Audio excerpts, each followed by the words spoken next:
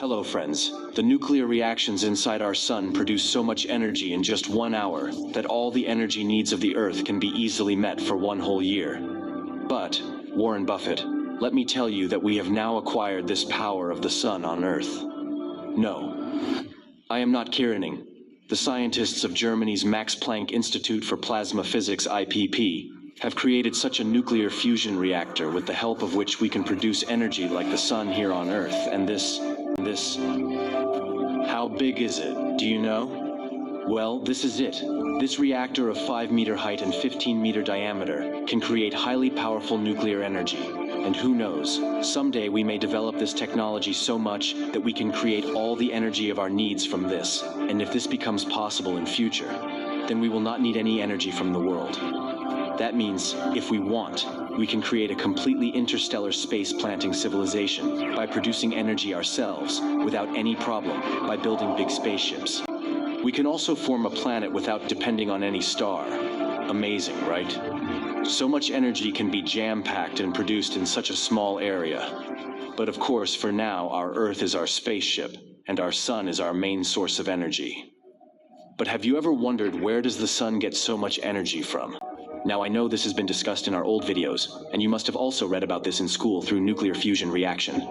Now we have talked about nuclear energy many times. But if we have to replicate the sun, then we will have to first understand the nuclear reactions happening inside it properly. So look, in our sun, or any star for that matter, the element available in the highest quantity is hydra. Now hydrogen is the most basic, most fundamental element of the entire universe, a single proton and an electron. And now due to extremely high pressure and temperature in the core of the star, the atoms of hydrogen get immunized. Basically, proteins and electrons get connected to each other. Now, 2 hydrogen protons rebel against each other because they are positively charged. But the temperature and pressure in the core of a star is so extreme that even 2 protons collide and get used up.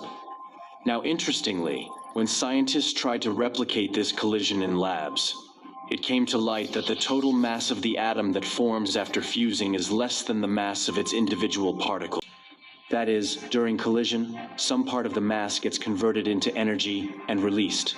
And this is what is now called nuclear fusion energy, which also prevents a star from collapsing under its own gravity.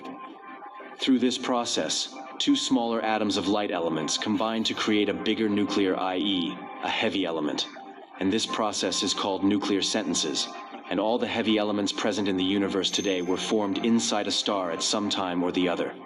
Do you understand its meaning? That means all the elements and atoms present in our body today were formed inside a star at some point of time.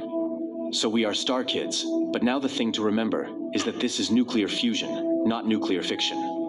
Both might sound quite similar, but they are completely opposite to each other.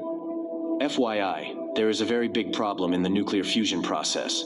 There is a very big flow, and that is why mostly uranium element is used in it, which is a very radioactive material. And that is why the nuclear friction process has to be monitored very carefully, for which this process becomes expensive. A lot of precautions need to be taken in this, but to tell you the truth, we don't need to take all these precautions to produce energy if we generate nuclear energy using fusion instead of friction.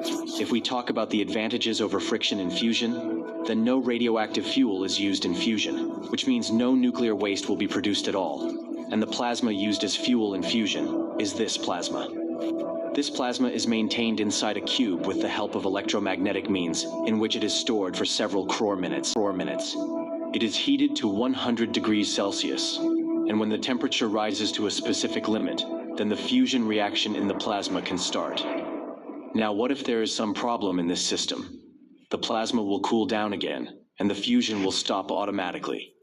This means that there is no major explosion or any radioactive danger, and monitoring the fusion reaction is easier and less expensive than fission reactions. So there are so many advantages over fission, then why don't we still use fusion reaction? Well friends, let me tell you something. It is not that no attempts were made to use it. An attempt to use it was made for the first time in 1940. Now ironically, the world's first life-destroying thermonuclear hydrogen bomb was made using nuclear fusion. This bomb was ready in 2019, but we have not yet been able to create usable life-sustaining clean energy using this fusion. But perhaps things have changed a bit today. This new nuclear fusion reactor from Germany is probably going to give a big push to the development of nuclear energy creation. The name of this reactor from Germany is Wendelstein 7X, which is a Stahlrader nuclear fusion reactor. The process from thinking about it to actually making it ready was not easy at all.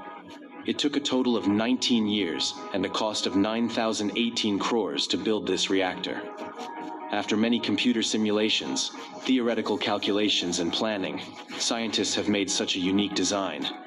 Now I know it is a bit difficult to understand it by looking at its twisted shape and so many wirings on it, but let me explain the whole structure to you in a very simple language. Let's start from the innermost part, and then move outwards layer by layer. At its innermost part are these twisted tubes, inside which a vacuum is created. This allows the plasma inside to easily fall on the floor. With the help of computer simulations, the unique shape of this tube has been designed in such a way that the hot plasma inside it can be efficiently contained. To make this plasma flow continuously inside the tube, an electromagnetic field equal to 2 to 5 Tesla is produced with the help of these 50 uniquely shaped coins attached outside it. It sounds like a small number. Well, let me tell you that this field is 1 lakh times more than the magnetic field of our entire Earth. With its help, plasma is maintained in confined structure, but fusion cannot be achieved only by magnetic field. Now, since we cannot recreate the sun's core pressure here on Earth, and hence we need to increase the temperature, and this is possible using microwave radiation. With its help, plasma is heated up to 10 crore degrees Celsius, which is 7 times more than the temperature of our sun's core. Now, the astonishing thing is that despite the plasma having such a high temperature, the temperature of the electromagnetic field installed at a distance of just 1 meter outside the tube is maintained at minus 270 degrees Celsius using liquid helium, which is almost absolute zero. The reason behind this is that at such a low temperature, these coins act like a superconductor, and basically, even in a very low electric supply, they are able to continuously generate a magnetic field. This means that this is the only system in the world in which we get such a large temperature fluctuation at such a small distance, so extreme coldness at a distance of just 1 meter. Other simpler coins are also placed on top of the main coins, so that fine adjustments can be made in the magnetic field. Apart from this, many regulators are also fitted in it to monitor the entire system and record the observations of one element. And after this, the entire system is connected along with all the electric wires, cooling tubes, and electric. The coins are sealed inside a protective frame. After installing all these instruments, the weight of the whole system reaches 100 tons, due to which this circular tube is attached to a strong Worsthable support system. And this is how our nuclear fusion reactor is ready. Now, this reactor of Germany is not the only such fusion reactor in the world. In fact, at present, the world's largest nuclear fusion reactor is China's tokamak nuclear fusion reactor. With the help of this reactor, scientists have succeeded in heating the plasma up to 70 million degrees Celsius. That is, 5 times more than the sun's core, and not only this. This fusion reactor can continuously generate stable energy for a total of 17 minutes, and today, we saw this success of China's reactor. 35 countries together, including India by the way, have made a plan to build an international thermonuclear experimental reactor, ITER, in St. Paulus-Durance, France by 2025. This will be the world's largest nuclear fusion reactor till date, and will try to generate clean nuclear energy. But while on one hand we are increasing its size, is it possible to make its size a little smaller? I mean, of course, without affecting its energy output. It should be made so small that it fits in the area of my hand. So can we make a last actor from it? Well, just think about it. Yes, it is true that for this we will have to make it even more efficient, and perhaps its energy output may be reduced a little, but I feel like it's definitely possible. But what is your opinion in this, friends? Do let us know in the comments below, and also share your thoughts on how you think our energy consumption and energy production will change after the advent of this new technology. And if you have learned anything new from this video, please give a like. Also subscribe to get the Fire Science channel and press the bell notification, so that you do not miss the update of any of our upcoming videos. See you next time, friends, in the hours.